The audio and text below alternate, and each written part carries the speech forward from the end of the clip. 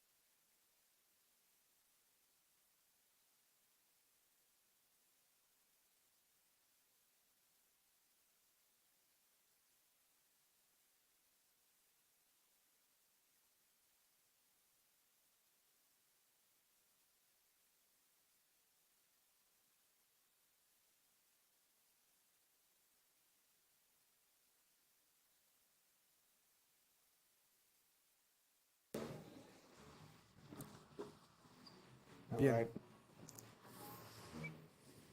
Empezamos pronto.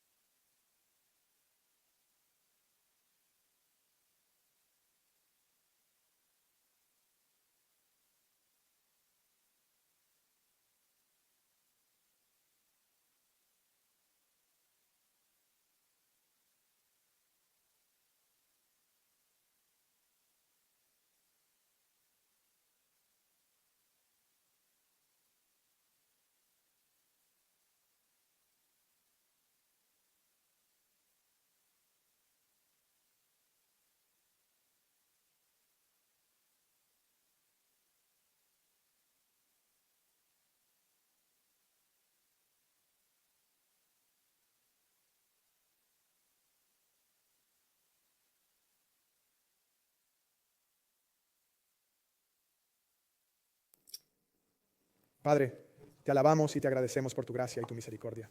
Padre, por tu palabra. Padre, al sumergirnos en tu palabra hoy, te pido que me des gracia para predicar tu palabra fielmente.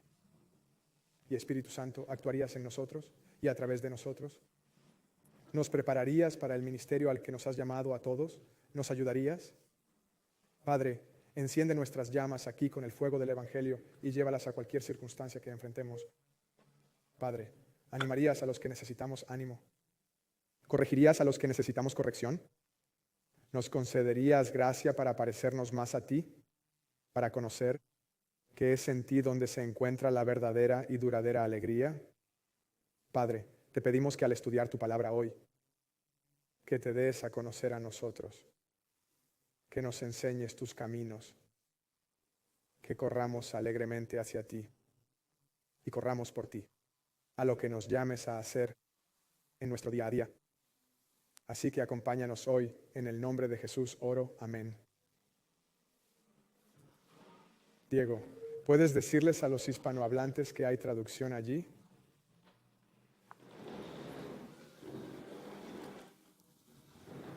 Y-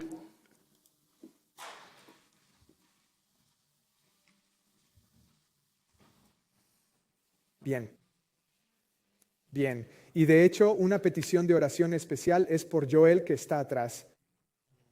Su madre está enferma en Venezuela y queremos orar por ella. ¿Cómo se llama? Carmen. Bien. Y quiero orar por ella. Tenemos personas de Venezuela con nosotros porque tuvieron enfermedad y el sistema hospitalario falló, así que queremos orar por ellos. No los cuidaron bien. Así que algunos están aquí por eso. Así que déjenme orar por Carmen y Joel y su familia brevemente. Padre, oro por Carmen. Que estés con ella, que la sanes, que tú. Sí, que la animes, que tu paz que sobrepasa todo entendimiento more en ella y sobre ella. Padre, que ella sepa que el consuelo que necesita se encuentra en ti. Y Padre, oro para que nos reunamos aquí la próxima semana, que podamos celebrar tu gracia derramada en nuestra vida para que la sanidad ocurra.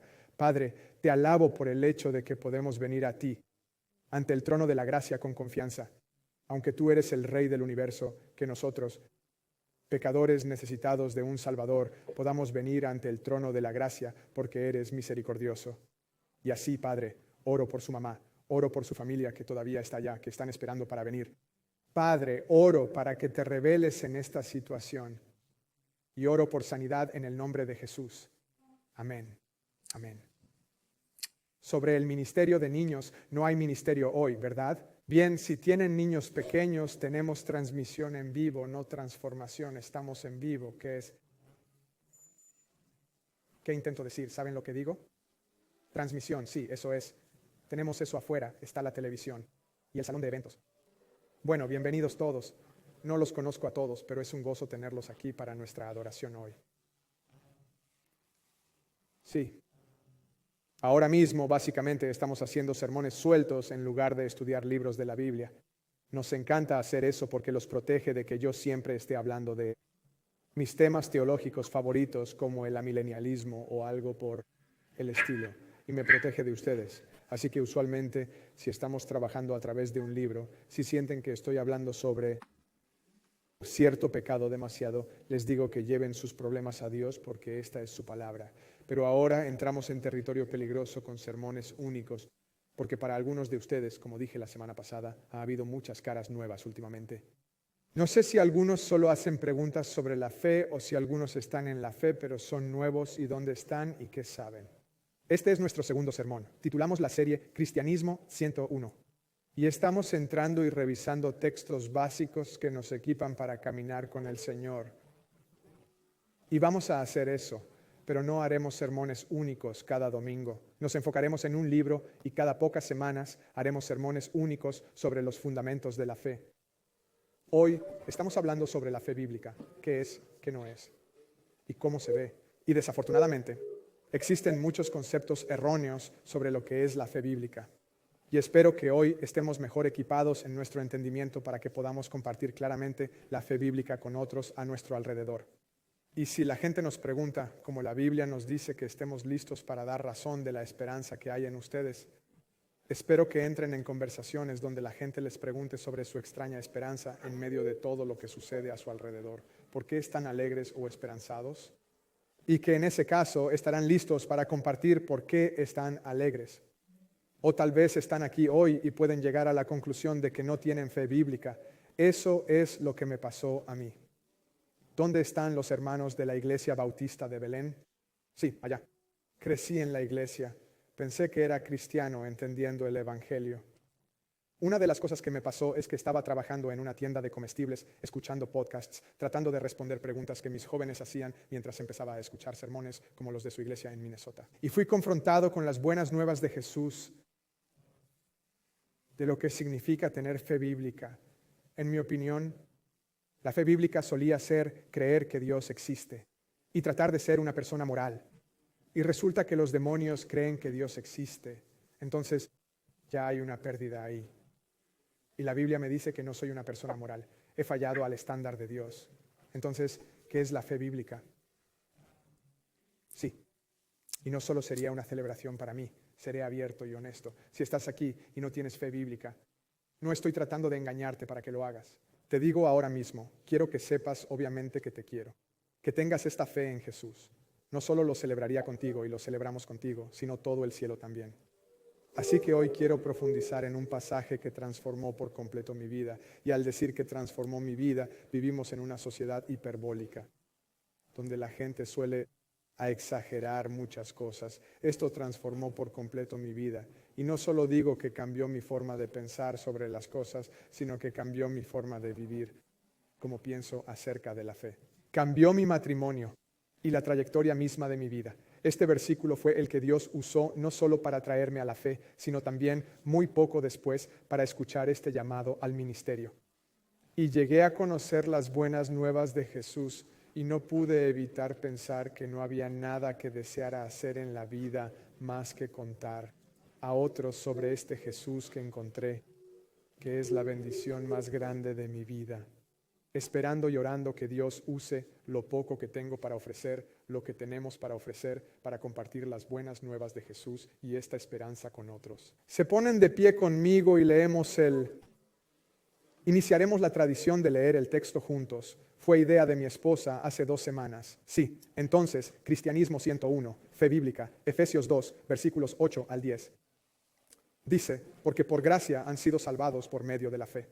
Y esto no es por mérito propio, es el regalo de Dios, no es resultado de las obras, para que nadie pueda jactarse, porque somos hechura suya, creados en Cristo Jesús para buenas obras, las cuales Dios preparó de antemano para que anduviéramos en ellas. Amén, siéntense. Entonces, una razón por la que predico es para proclamar la verdad de Dios. Y por supuesto, nuestro objetivo no es solo que salgan de aquí con más conocimientos informados sobre quién es Dios, sino que no solo conozcamos la palabra de Dios, sino que la apliquemos y vivamos a la luz de ella para la gloria de Dios. Y mientras predicamos y reflexionamos en diferentes pasajes, mi esperanza no es solo proclamar esta verdad, sino que también comiencen a leer sus Biblias por su propia cuenta. Y que a través de la predicación y de escuchar cómo pensamos sobre los pasajes, estén mejor equipados para leer por su cuenta y estar equipados por su cuenta. Y si no han empezado, sé que es una tarea enorme. Fui un estudiante horrible en la escuela secundaria y mirar un libro como este parecía algo enorme de hacer. Pero los animo. Un viaje de 1000 millas comienza con un paso, ¿verdad? ¿No es eso lo que dicen? Creo haberlo oído antes. Por favor, dedíquense al estudio de esta palabra. Las promesas que Dios ha dado sobre lo que su palabra puede hacer para equiparnos y transformarnos es viva y activa, ¿verdad? Así que entréguense sin nada más a esto, ¿verdad? Vivimos en una sociedad donde puedes llenar literalmente tus días con cualquier cosa, ¿cierto? Podrías pasar por la vida sin tener un momento de tranquilidad, si quisieras. Y lo que sucede con eso es que puedes engañarte a ti mismo. Puedes engañarte pensando que porque estoy entretenido o porque estoy ocupado escuchando podcasts o audiolibros o cualquier otra cosa, eso significa que mi alma está satisfecha, pero no lo es. Así que vivimos en una sociedad demasiado entretenida y sin embargo una sociedad donde nuestras almas están clamando por algo más, ¿verdad? Cualquiera. Siento que me estoy haciendo viejo. Tengo 34 años y tengo dolor de espalda. Así que algunos de ustedes, lo siento, pero entran en esa categoría. Bueno, no, solo estoy bromeando. No señalaré a nadie, pero ¿recuerdan cuando de niño ibas al doctor y había revistas aburridas en una mesa y esperando al doctor debías sentarte a pensar, pensando en la vida o hablando con un extraño? Era raro, ¿no? Pero los animaría ahora que vivimos en una sociedad tan ocupada. Puedes llenar tus días con tanto. Lucha por lo que importa. Lucha por el tiempo para pasar en su palabra. Y si quieres pasar tiempo en su palabra, tenemos 2 planes de lectura bíblica atrás junto a la mesa de donaciones. Uno del Nuevo Testamento, a su propio ritmo, ¿no? O toda la Biblia. Y así, tómenlos al salir. Pero si aprenden algo de hoy, estudien este libro. Si no han empezado, algo que quiero pedirles hoy mientras van y estudian sus Biblias, es que sean curiosos, que lean sus Biblias lentamente a veces, que mediten en la palabra de Dios. Esa palabra ha sido algo arruinada para nosotros aquí, porque mucha gente usa la palabra meditación y típicamente en una especie de meditación oriental es vaciar tu mente. Pero cuando la Biblia habla de meditación es todo lo contrario. Es llenar la mente con la verdad de Dios. Así que mediten en la verdad de Dios.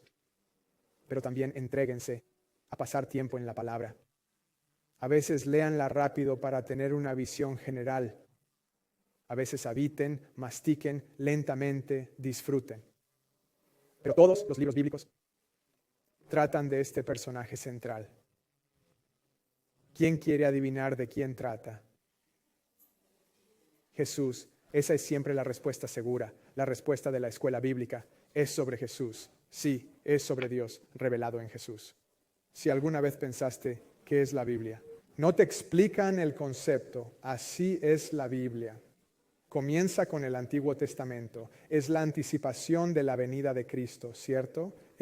Hay una caída ocurriendo en el mundo. Lo ves muy obviamente. Comienza maravillosamente, ¿verdad? Hay 2 capítulos hermosos allí y luego algo sucede y sale mal. Y la humanidad es realmente buena en ser mala, lo cual es algo en lo que no quieres ser bueno, ¿verdad?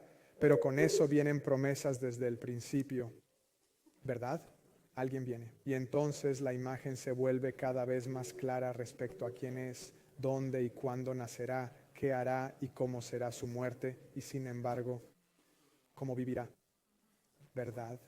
El Antiguo Testamento anticipa lo que vendrá. Muchos hoy solo quieren el Nuevo Testamento porque es claramente sobre Jesús. Pero una de las cosas que un hombre, creo que B.B. Warfield, dijo que el Antiguo Testamento tiene la gloria del Nuevo. Es el mismo cuarto, pero sin luz. En el Nuevo Testamento enciendes la luz y ves la gloria que siempre estuvo ahí, ¿verdad? Es una imagen hermosa que guardo en mi mente. Así que en los Evangelios, en el Nuevo Testamento, tenemos la manifestación de la anticipación. Así que Jesús ha venido, el Salvador prometido está aquí. En el libro de Hechos, tienes la proclamación de Jesús como el Salvador mientras asciende al cielo y cómo es la iglesia primitiva. Y después en las epístolas, que creo que solo los cristianos usan. ¿Alguien piensa que estoy escribiendo una epístola hoy? No, es una carta a las iglesias, ¿verdad? Es ahí donde se da una explicación sobre cómo es vivir en la gloria de Dios, ¿verdad? Vivir la vida cristiana. Y muchos de nosotros, ¿cierto? ¿Cuántos de ustedes dirían esta oración? Y prometo compartir solo un poco. ¿Cuántos dicen, queremos ser como la iglesia primitiva? Bien, un poco de vacilación. Daniel dijo, y sí, es bueno, queremos ser fieles donde ellos fueron fieles. Pero luego las epístolas, te enfrentas a muchas cosas desordenadas, ¿verdad? La iglesia de Corinto, escogeremos qué imitar de la iglesia de Corinto o de los Gálatas. Sí, no entremos en detalles. Y el último libro es Apocalipsis, donde se consuman las promesas de Dios, cumpliéndose. El día en que veremos a Cristo. El día en que las manos con marcas de clavos que murieron por salvarnos secarán nuestras lágrimas.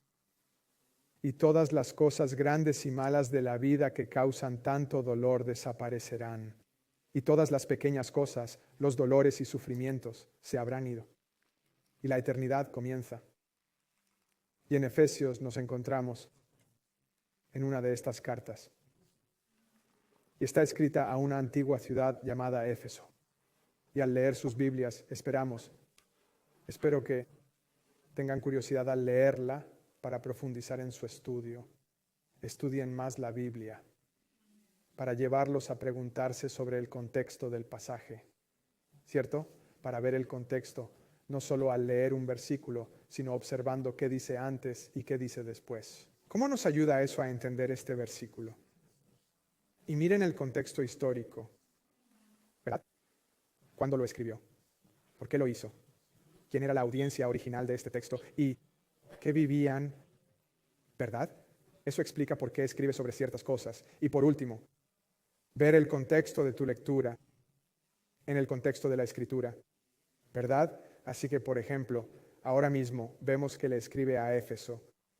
Y si tienes curiosidad, pregúntate, ¿aparece Éfeso, la ciudad de Éfeso, en otra parte de la Escritura? Podrías revisar el libro de Hechos. Es un pasaje interesante, ¿cierto? Quiero leerles esto. Hechos, capítulo 19, versos 23 al 28. Esto pasa en Éfeso. Por aquel tiempo surgió un disturbio no pequeño con respecto al camino. Por cierto, a propósito, el camino, ¿lo conoces? Ese era el nombre de los cristianos antes de llamarse así. Porque un hombre llamado Demetrio, platero, que fabricaba santuarios de plata de Artemisa, traía no poco negocio a los artesanos.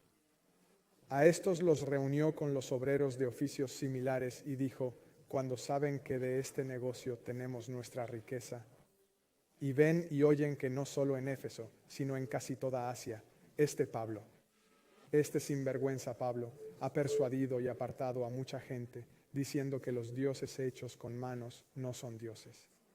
Y hay peligro no solo de que este oficio nuestro caiga en descrédito, sino también de que el templo de la gran diosa Artemisa sea tenido por nada, y que incluso sea privada de su magnificencia, ella a quien toda Asia y el mundo adora.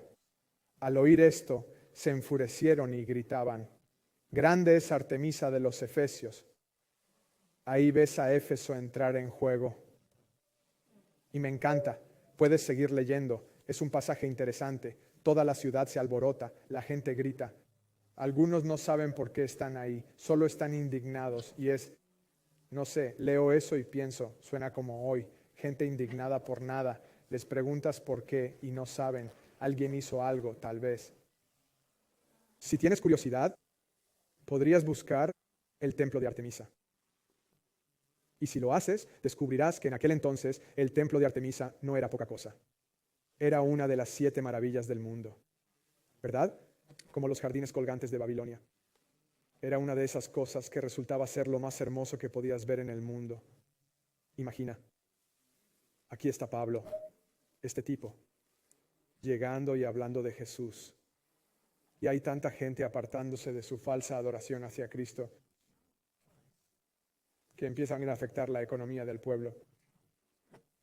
Y no solo empezando a amenazar la economía de los plateros y los artesanos, los fabricantes de ídolos, no, está empezando incluso, básicamente, que dice que el gran templo de Artemisa, una de las 7 maravillas del mundo, caería en descrédito.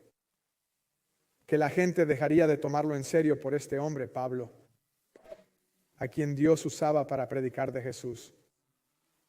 Algo que me gusta, hombre.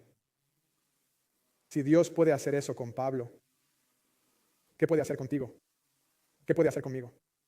Sería algo maravilloso de presenciar si simplemente avanzamos con fe, confiando en que Dios nos dirige, nos bendice y nos da las palabras necesarias. Un hombre, por el Espíritu Santo, amenazó la legitimidad de una maravilla del mundo. Si estás aquí y piensas que no eres nada y que Dios no puede usarte, eso es precisamente su especialidad. Mira a los héroes de la fe, todos están quebrantados y aún así testifican de la grandeza de Dios que los usa, los restaura y los edifica. Ahora, con este contexto de lo que pasa en Éfeso, volvamos a los versos que leíamos. Porque por gracia habéis sido salvados mediante la fe. Y esto no es vuestro hacer, es don de Dios. No es por obras para que nadie se jacte. Porque somos hechura suya, creados en Cristo Jesús para buenas obras, que Dios preparó antes para que anduviéramos en ellas. Ahora, para gente que crecieron en una cultura de adoración a Artemisa, esto transforma totalmente la vida y se aplica a nosotros hoy, que todavía participamos en la falsa adoración, adorando a dioses falsos hoy. Tienen nombres diferentes, ¿cierto? Sus nombres pueden ser dinero o entretenimiento, sexo, belleza, drogas o nosotros mismos. Parte de la falsa adoración de hoy es aceptable, incluso alentada. Primero, como vemos en el verso 8, dice: porque por gracia habéis sido salvados por medio de la fe, y esto no es obra vuestra, es el regalo de Dios. Piensen en esto, ¿cuál es el regalo de Dios aquí? Es Dios restaurando su relación con Él, restaurando tu propia relación con Él. Ese es el regalo supremo que Dios nos otorga. ¿Cierto? Mientras pensamos en la fe bíblica, y quizás te preguntes, si alguien dice, ¿de qué trata tu fe? ¿Cómo compartirías el Evangelio con esa persona? ¿Verdad? Quizás oíste que Dios tiene un plan maravilloso. Si sigues leyendo Hechos 19, todo el pueblo está alborotado. Quieren matar a Pablo. Y me pregunto si le habrían dicho a Pablo, oye, cuando Jesús confronta a Pablo y él cree, le dice, te mostraré cuánto sufrirás por mi nombre. No suena a tengo un plan maravilloso para tu vida. Es más bien, vas a sufrir. Entonces, ¿por qué? ¿Por qué llamamos a esto buenas noticias? ¿Por qué le llamamos buenas noticias? ¿Cómo compartiría si pudiera usar una máquina del tiempo y pudiera volver al 2001, a Estados Unidos, Nueva York, el día antes del 11 de septiembre, y supiera que había una persona allí que estaría en el edificio cuando los aviones chocaran? ¿Cómo compartiría el Evangelio con él? Sería, ven a Jesús y Él bendecirá tu vida. Él tiene un plan maravilloso para tu vida. Ven a Jesús y Él resolverá tus problemas financieros y emocionales. ¿Cómo compartiría el Evangelio con esa persona? Y al tratar de Jesús, no puedes ser salvo impresionándolo. No puedes ser salvo ganándote tu camino hacia Él o pagándole. ¿Qué dice nuestro texto? Porque por gracia sois salvos por fe, y esto no es vuestro, es el regalo de Dios. Creo que todos sabemos distinguir entre un regalo y un préstamo. Uno lo pagas, por el otro no. Si tomaras un regalo e intentaras pagarlo, ya no sería un regalo, ¿verdad? Porque esa es la definición de un regalo. No puedes ganar un regalo o no puedes pagar por un regalo. Eso sería una transacción. Y así es como muchos entienden mal la fe cristiana. La gente dirá cosas como, tengo que poner mi vida en orden y luego puedo ir a la iglesia, luego a Dios. ¿Cierto? Y para mí suena como, necesito estar en forma para ir al gimnasio, ¿sabes? Es como, no, así no funcionan las cosas. No te pones en forma para ir al gimnasio, ¿verdad? No aprendes artes marciales para competir, entrenas para artes marciales. Y no pones tu vida en orden para ser lo suficientemente bueno para Dios. Porque eso está influenciado por esta mentalidad de pensar que si trabajo lo suficientemente duro, puedo ganarme el camino hacia Dios. Y así es como muchos piensan de Dios, como alguien por quien necesitas cambiar para ganar su regalo, en lugar de alguien a quien vienes para aceptar el don en humildad y por ese don siendo cambiado por su amor. Tú no cambias para Dios, Él te cambia para Él mismo, para su gloria. Y Pablo dice, eres salvo por gracia inmerecida, que nunca ganarás. No sé ustedes, hablamos en la ofrenda, es difícil. Has estado donde tuviste que pedir un préstamo o ayuda porque tenías problemas financieros o algo, ¿verdad? Ninguno. Vaya, somos muy buenos, es increíble. Pero es muy difícil pedir ayuda. Es parte de este orgullo humano que poseemos. No nos agrada la idea de acercarnos a Dios sin que haya un marcador. ¿Me dices que solo vengo, acepto y tomo? Pero, ¿qué debo hacer ante esto? ¿Cómo me gano esto? ¿Cómo le pago de vuelta? Ahora, gracia y misericordia aparecen con frecuencia en la Biblia. A veces las usamos como palabras similares o las mismas palabras. Y son similares, sin duda, pero hay diferencia. Principalmente es esta. La misericordia es la idea de retener el castigo o juicio de quien lo merece. Y la gracia conlleva esta compasión de que estás reteniendo el castigo y estás reteniendo el juicio sobre ellos que lo merecen. Pero además da un paso más allá y dice que la gracia no es solo retener el juicio, sino dar una bendición sobre quienes no merecen ello, los indignos. Y puedes decirte, oh, eso es increíble. Son grandes noticias para los indignos. Hay alguien, quizás en mi familia, que necesita oír eso porque son indignos. Pero quiero dejar claro que cuando la Biblia se refiere a aquellos que son indignos, habla de todos en la misma categoría. Nunca podríamos ser dignos. Nunca podríamos ganar el cielo. Nos incluye a todos. No es solo el ladrón o el asesino que necesita gracia, pero la Biblia dice que todos han pecado y están destituidos de la gloria de Dios. Y como digo en broma, si miras la palabra griega para todos, significa todos ustedes. Todos ustedes, todos nosotros. Digamos eso, no señalaré, somos todos nosotros. Podrías decir, pero he hecho grandes cosas, tengo algunas grandes cualidades para ofrecer. Y de nuevo, cuando miras la Biblia y lees Isaías 64, 6, todos nos hemos vuelto como alguien que es impuro, y nuestras obras justas son como un trapo de inmundicia. Todos nos marchitamos como hoja, y nuestras iniquidades nos llevan como el viento. Así que les animo a leer la Biblia en contexto, ¿verdad? Si lees solo este versículo, podrías tener ideas erróneas sobre la esperanza en Jesús. Porque Dios, al mirar, no busca solo gente moralmente buena. No busca gente moralmente superior al promedio. No, Él nos compara a todos con el estándar de santidad que es el mismo, su gloria y su perfección. Y si tu mamá te ha dicho demasiado, perdón mamá, eres perfecta tal como eres. Odio darte la noticia, no eres perfecta tal como eres, pero estás en buena compañía, porque estás rodeado de otras personas que no son perfectas tal como son. Los empresarios exitosos, el indigente, ¿qué tienen en común? Al pie de la cruz están en el mismo nivel. Necesitan un Salvador, necesitan gracia. Hagamos una encuesta. ¿Cuántos han mentido?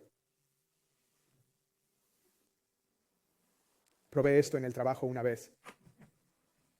Verán, algo que descubrí. Para muchos es fácil admitir que mentimos. Pero si alguien te da la definición de una persona que miente, ¿qué es? Un mentiroso. A la gente no le gusta que la llamen mentirosa. Diremos, sí, mentí un par de veces, entonces eres un mentiroso. No, solo mentí un par de veces. Pero quien miente es un mentiroso. Puedes continuar. ¿Cuántos de nosotros hemos robado cosas? Y hay una gente atrás, cuidado, es broma.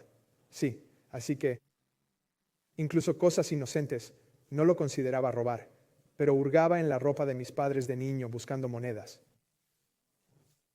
¿Pero qué es una persona que roba? Un ladrón. Me alegra que sean más inteligentes que yo. Siempre quiero decir robador por alguna razón. Ladrón, sí. ¿Y adivinen qué? Dios es perfecto. Tú no. No son los de afuera, que tienen grandes noticias de que se les ofrece gracia porque son indignos. Es que, hombre, si te comparas y dejas de compararte con otros, dejas de compararte con gente horrible. Ya sabes, te pones junto a Hitler, Mao o Stalin y dices, soy una persona agradable, ¿sabes? Pero al entrar en la santidad de Dios, ¿qué eres entonces? ¿Qué eres entonces? Eres alguien que necesita gracia. Y la buena noticia es esta, que la gracia se te ofrece. No solo retener el castigo para que no vayamos al infierno que merecemos, sino más que eso, otorgar bendiciones a todos nosotros que somos indignos de esa bendición. La gracia no solo nos salva del castigo del pecado al tomar Jesús nuestro castigo y morir en la cruz por nosotros, sino que nos libera del poder del pecado para vivir con gozo para la gloria de Dios. ¿Verdad? Y la gracia nos da aliento eterno y buena esperanza, como dice segunda de Tesalonicenses 2:16. Nos permite, imaginen eso, nos toma a ti y a mí con nuestros errores pasados, con nuestra fragilidad y todo, no solo reteniendo el castigo de nosotros, sino transformándonos, prometiendo por el poder del Espíritu Santo hacernos parecer más a la imagen de Cristo y luego usándonos. Este es un plan de locos como sus representantes. Es una locura. Esa es su gracia, que no merecemos, de ser enemigos de Dios a ser embajadores de Cristo. Nos da propósito en todo lo que hacemos, porque ahora el tema de nuestras vidas es Soli Deo Gloria, A Dios sea la gloria solamente. Él nos da poder, valentía y sabiduría. Amén. ¿Cuántos necesitamos sabiduría esta semana? Dame gracia para más sabiduría la próxima semana, enseñando a través de su Espíritu Santo, morando en nosotros, trabajando en nosotros, trabajando a través de nosotros. Pero todo esto se recibe simplemente por fe. La fe no es ciega, de hecho. Como muchas palabras en inglés, vienen del latín para fe. ¿Verdad? Alguien puede decir, tengo confianza en la ciencia. Yo no tengo fe. ¿Qué significa la palabra confianza? Confiar, con fe. O la palabra fidelidad, ¿qué es eso? Fidelidad, lo que sea, es fe. Entonces, ¿qué es la fe? No es necesariamente lo que mucha gente hace de la fe, que es esta fe ciega que crece en Cristo, a pesar de todo lo contrario que te aleja de Él. Tienes esta fe ciega establecida, como hablamos la semana pasada. Intenta reunir fe en una persona en tu vida que sabes que no es confiable. No puedes hacerlo, ¿verdad? Nuestra fe está puesta en el objeto de nuestra fe, que es Cristo. Así que no es fe ciega, es esta fe en Cristo. Y aquí la fe no es ciega. De hecho, los apóstoles tenían tal fe porque vieron a Jesús, vivieron con Jesús, lo vieron vivir una vida perfecta, lo vieron hacer milagros, lo vieron morir. E incluso en su duda, después de que les dijeron que Jesús resucitó, Él vino a probarse ante ellos. No tenían fe en la fe misma, como dicen, sino fe en una persona, Jesús y su obra para vivir la vida perfecta que no pudimos. Morir la muerte que merecíamos y conquistar la muerte, que ellos predicaron esto, ellos proclamaron esta buena noticia, aunque les costó. ¿Verdad? Les costó mucho. Les costó su estatus social. No solo ¿acaso fueron perseguidos por las autoridades mientras la iglesia seguía adelante con su labor? No solo los rechazó y persiguió la élite religiosa judía, sino que imagino que al ser llamados herejes por la élite religiosa judía, perdieron además su posición social ante sus familias. Y al perder eso con sus propias familias, o sea, eso era tu protección. Piensa en recordar el contexto en que se escribieron las cosas. Piensa en Abraham cuando se fue, cuando Dios lo llamó. Al dejar a su familia no hay policía que lo cuide. Esa era su protección.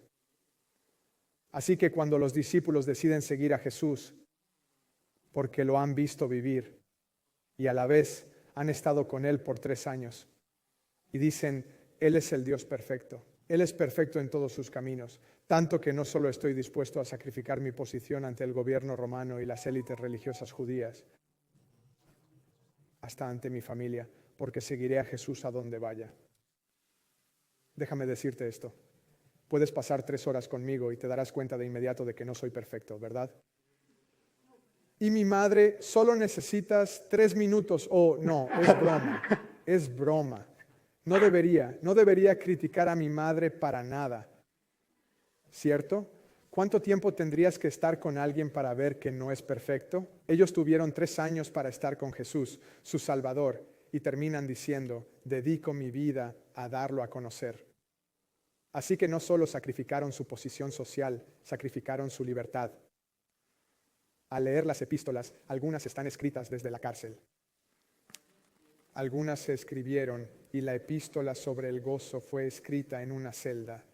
Y sé que si vives en Islandia un tiempo piensas, no, la cárcel no es tan mala. Tienes una mesa de billar, una PlayStation y todo eso. No, eso no era una cárcel islandesa. Los romanos eran distintos. Eso era cadenas y malas cosas. Renunciaron a su libertad. Dieron sus vidas. ¿Verdad? No solo puedes leerlo en la Biblia sobre los que murieron, sino en Eusebio, que escribía 300 años después, relatando las historias cristianas de antes de él. Los asesinaron antes que negar lo que vieron y oyeron proclamar a Jesús. Incluso Tomás, que se negó a creer en él, Y en la resurrección de Jesús, hasta que pudo tocar sus heridas, Jesús se le aparece allí. Es loco, me encanta. Él lo encuentra en su duda, hasta la familia de Jesús, como Santiago y Judas. Vi a un comediante hablar de, ¿imaginas tener a Jesús como hermano mayor? Tu mamá siempre diciendo, ¿no puedes ser más como Jesús? Ánimo, Santiago.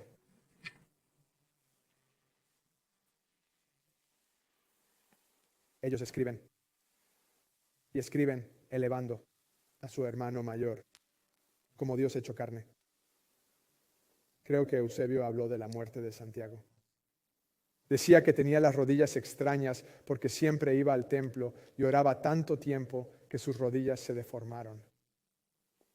Y le pidieron que negara que su hermano era Dios. Lo empujaron de los escalones del templo, si recuerdo bien. No murió, así que lo azotaron hasta la muerte.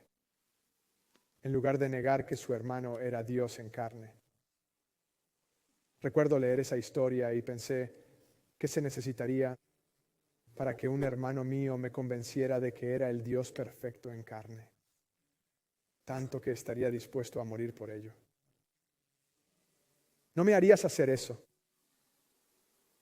Cuando dicen, ¿tienes fe ciega en Jesús? Pues no. Los testigos estaban allí. No ganaban nada. Tenían mucho que perder. Y murieron antes que rechazar esto. ¿Te imaginas lo que costaría? Y me encanta esto. Las Escrituras hablan de Santiago y la familia de Cristo, incluso siendo escépticos sobre Cristo mientras Él hace su ministerio, y algo cambió. ¿Qué cambió? Bueno, creo que morir y resucitar es algo que cambia tu opinión sobre quién eres, ¿verdad? ¿Qué es la fe bíblica? ¿Qué es la fe bíblica? No es fe ciega, sino la convicción de que Jesús es Dios, que su obra en la cruz bastó para limpiar tu culpa y venir a Jesús. Negarte a ti mismo, volviéndote en arrepentimiento a Jesús, no necesariamente para tener una vida mejor, sino simplemente porque te das cuenta de que Jesús es mejor que la vida misma. La fe bíblica se basa en testimonios oculares confiables que pasaron de ser cobardes y dudosos a personas que preferirían morir antes que rechazar lo que vieron y oyeron, aunque les costara su estatus social, sus libertades y sus vidas. La fe bíblica es volverse a Jesús. Eso es el arrepentimiento. Te arrepientes, te estás alejando de tu pecado hacia Jesús porque te das cuenta de que Él es mejor que todos los otros dioses falsos de la era moderna y antigua. Eso es lo que consideraba la gente en Éfeso. Ellos tenían esta maravilla del mundo ante sí, y alguien vino y proclamó a Jesús. Y vieron que Jesús era mejor que cualquier maravilla. Y me gusta esto. Dice, no es resultado, como si quisiera subrayar esto. No es por obras para que nadie se jacte. Pero al acercarte a Jesús comprendes de que nunca puedes salvarte a ti mismo. ¿Es simplemente por su gracia recibida por la fe, porque Dios te dio a alguien en quien poner fe? ¿Y cómo llegamos a un punto, como iglesia, de tener la reputación de ser un grupo de personas que menosprecian a los demás? Desafortunadamente, a veces la reputación de iglesias u otros grupos no son merecidas. A veces son injustificadas, pero en muchos casos sí. A través de los siglos, de algún modo, la gente ha oído el mensaje sobre Jesús o creyó oírlo y se alejaron con arrogancia, orgulloso, mirando a los demás como si fueras superior, cuando lo único que te diferencia de alguien que no es cristiano es que has aceptado un regalo que no te ganaste. Pablo resalta aquí que esto no es algo tuyo, es un regalo, no es un préstamo ni una transacción. No puedes ganarte esto. Y sin embargo, ¿cómo llegamos a esto? ¿Donde tenemos fama de ser orgullosos y vanidosos? ¿Será que no entendemos que no tenemos nada de qué jactarnos, solo de Jesús, quien hizo todo por nosotros? Dice que esto es un regalo de Dios, no un préstamo. No puedes devolverlo, simplemente puedes recibirlo con humildad, pero eso va en contra de mucho de lo que valoramos en nuestra cultura, ¿no? Ser un hombre hecho a sí mismo, ser independiente, ¿verdad? Incluso tenemos a Halldór Laxness, que es nuestro famoso escritor en Islandia.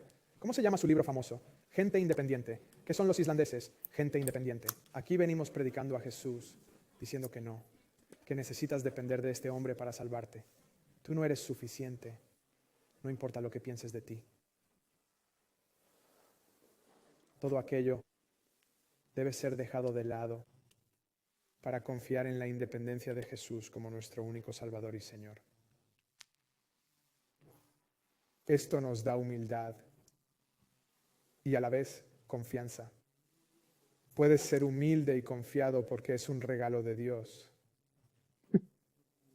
Él no traiciona su palabra, es fiel y verdadero, digno de toda alabanza. Y después de presentar las buenas nuevas de Jesús y enfatizar que esto no es algo tuyo, no puedes presumir de esto. Él toma un rumbo raro, ¿verdad? Porque somos hechura suya, creados en Cristo Jesús para buenas obras, las cuales Dios preparó de antemano para que anduviésemos en ellas. Mira, parte de la gracia se ve aquí. No solo el hecho de que tendremos gozo al morir. ¿Conociste cristianos así? Parece que esperan morir para ser felices, ¿verdad? No, podemos tener gozo hoy con nuestro Salvador. Aunque algunos cristianos viven así, esperando la muerte para ser felices. Esto es lo emocionante. Parte de su gracia se revela, no solo en que te ha perdonado, sino en que tiene un plan para tu vida, por el cual puedes andar. Él tiene personas para que alcances, cosas para que hagas, dones espirituales para que uses para edificar la iglesia. Es una realidad excitante, ¿no? Y sin embargo, ¿qué dijimos? No es por ti mismo. No te puedes salvar solo. Lo que solemos hacer es que mucha gente en Islandia creemos que la raíz de la fe cristiana es ser moral, ser bueno, ser cortés y todo ese tipo de cosas. Y cuando la realidad es que la raíz de la fe es solo Cristo, que Él te salvó. Y ahora, a la luz de lo que ha hecho por ti, el fruto es gozo, paz, bondad. Todas estas cosas, mansedumbre, templanza. Ese es el fruto de la fe cristiana. Y sin embargo, empezamos tratando de así que cuando predicamos a la gente, cuando proclamamos a Cristo, cuando hablamos a otros de la fe, ¿qué buscas? ¿Lo has pensado? ¿Qué buscas? ¿Buscas una conversación que tengas con ellos y que salgan un poco cambiados? ¿A qué te refieres? ¿Buscas una clase de cambio de comportamiento, ¿verdad? Que se alejen de una conversación contigo pareciendo más cristianos, pero sin ser realmente cristianos? ¿O buscas compartirles las buenas nuevas de Jesús para que su corazón cambie y su vida sea transformada? ¿Verdad? Eso es muy importante. Hay un pasaje aterrador en las Escrituras, en Mateo 7, donde aparecen estas personas religiosas y orgullosas. Es una parábola. Sé que no son reales, pero Jesús dice que vendrán personas y dirán: Señor, ¿no hicimos cosas asombrosas en tu nombre? Profetizamos en tu nombre, sanamos a los enfermos en tu nombre, hicimos cosas increíbles. ¿Cuál es el problema? Se presentan ante el Dios Santo pensando que fueron lo bastante buenos para ganar el cielo. Es un pasaje aterrador para uno mismo. Mira, parte de su gracia se revela en que Él desea que vivamos con gozo para su gloria aquí y ahora. La palabra hechura es el término griego poema, de donde obtenemos nuestra palabra poema. Simplemente significa algo creado, ¿verdad? Él es el artista. Él te creó. Si te odias, si crees que no vales nada, recuerda esto: Dios no te ve así.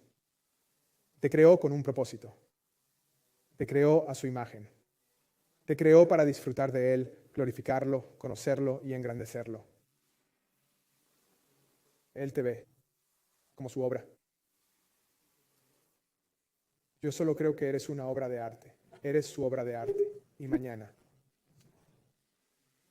es otro día en el que Él puede seguir trabajando en ti y a través de ti, escribiendo otro verso de un largo poema.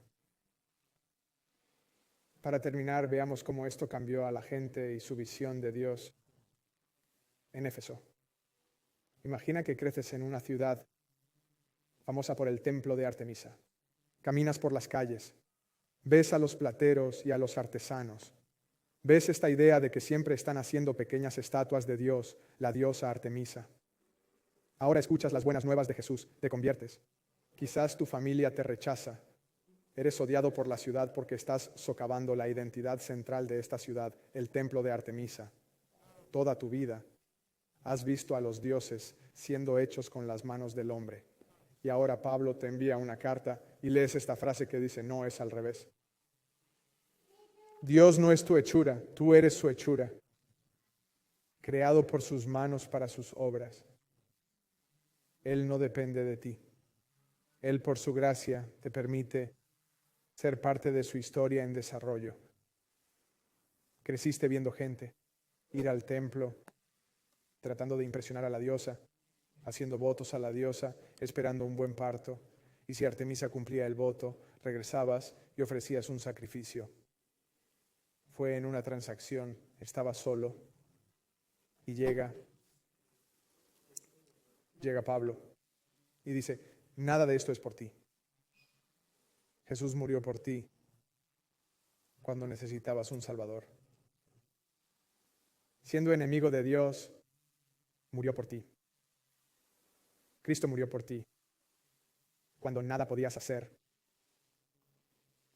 Eso era difícil de comprender. Al tener un hijo comprendí un poco. Como hablaba con Ellen y Nona sobre esto el otro día, siento que obtienes un pequeño vistazo con tu primer hijo de cómo Dios te ama. Porque tienes a este pequeño ser, solo hace ruidos, sin nada que decir. No paga renta, ¿no? No ayuda con los quehaceres, no hace nada. Y sostienes a esto.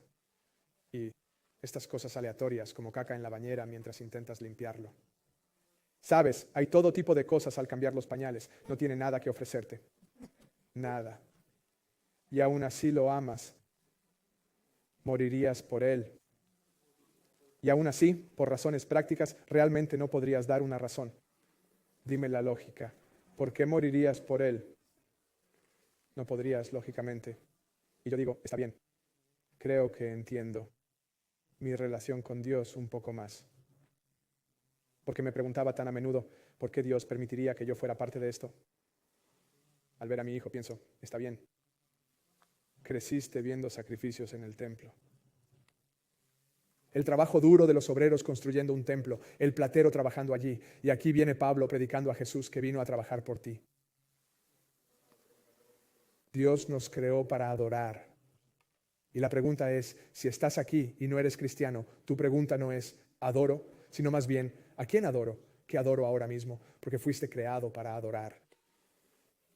Tu Dios funcional puede ser el éxito financiero, puede ser la fama, el atractivo sexual, la belleza, el entretenimiento, sea lo que sea. Todas las cosas en las que encuentras valor y mérito exigirán tanto trabajo de tu parte y nunca entregarán la promesa, el gozo y la esperanza que solo se encuentra en Jesús. Y de nuevo, digo esta cita todo el tiempo, pero amo a Agustín de Hipona cuando dijo, Dios, nos has creado para ti.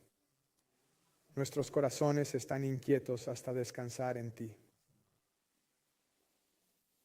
Y Jesús dice, en Mateo 11, vengan a mí, todos los que trabajan y están cargados, y yo les daré descanso. Tomen mi yugo sobre ustedes y aprendan de mí, porque soy manso y humilde de corazón, y encontrarán descanso para sus almas. Puedes estar distraído y entretenido, pero tu alma necesita reposo, porque mi yugo es fácil y mi carga es ligera. Y la pregunta para nosotros es, ¿estamos cansados de luchar?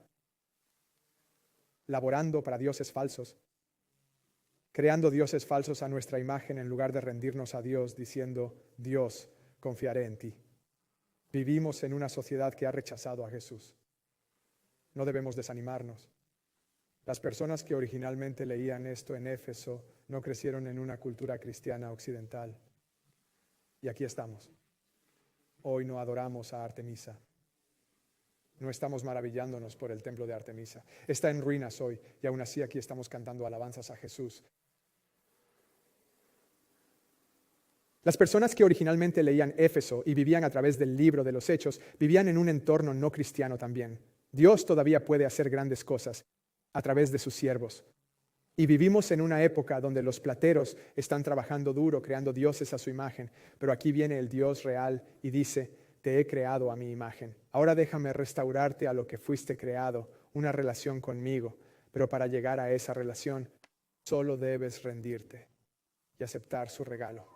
Por mucho tiempo pensé que la fe cristiana se trataba de creer en la existencia de Dios, hasta que alguien me confrontó con un versículo en Santiago que dice, los demonios creen y tiemblan.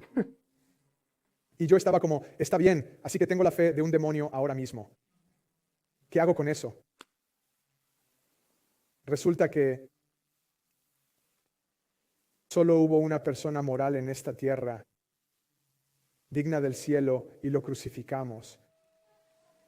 No necesitamos superación, necesitamos un Salvador. Quiero preguntar si hay alguien aquí hoy que no haya entendido lo que es la fe bíblica hasta ahora y quiera dar este paso aquí hoy. Y si es así, podrías levantar tu mano. Espero que todos aquí sean salvos, pero quiero dar esta oportunidad. Para el resto, esta es la razón de nuestra comunión semanal. La pieza central de nuestra fe es lo que Él hizo por ti.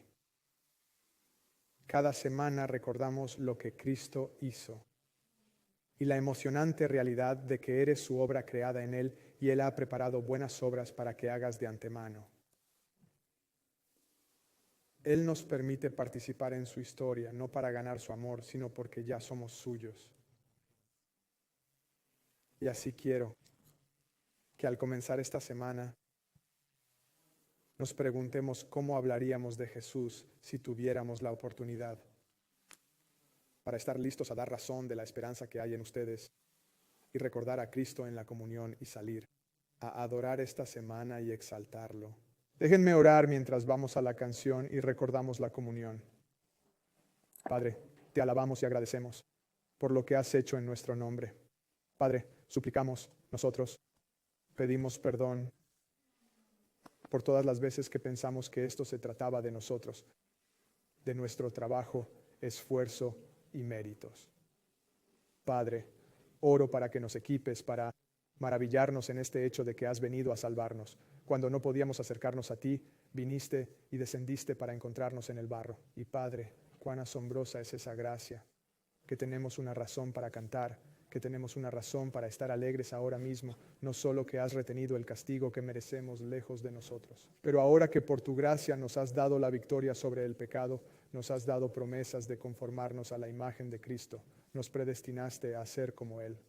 Padre, nos prometiste que estaremos contigo siempre, prometiste que preparaste buenas obras para nosotros.